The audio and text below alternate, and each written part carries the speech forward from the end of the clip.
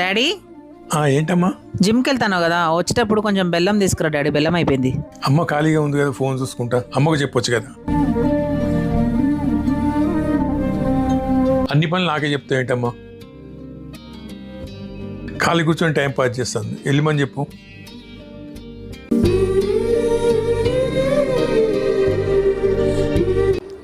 Daddy అమ్మని ఎందుకు daddy అట్లా బాధ పెడతాను కొన్ని రోజుల నుంచి? ఏం చేయాలమ్మా మరి, చెప్పి అలసిపోయినా. ఏమైంది డాడీ? అమ్మ బీపీ షుగర్ రిపోర్ట్స్ వచ్చినాయమ్మా. వచ్చినాయి డాడీ, అన్నీ నార్మలే ఉన్నాయి. మరి నార్మల్ ఎట్లా వచ్చినాయమ్మా? మరి నాతో జిమ్కి రమ్మంటే రాదు, ఇంట్లో కూర్చొని టీవీ సెల్ చూస్తుంటుంది. ఆమె అట్లా ఉంటే హెల్త్ ఖరాబ్ అయింది కదా. అందుకే నేను ఆమెను ఆ పని ఈ పని చెప్తుంటాను. నేను కనీసం ఆ వంకతో వాకింగ్ అయిద్దని నేను చెప్తుంటమ్మా.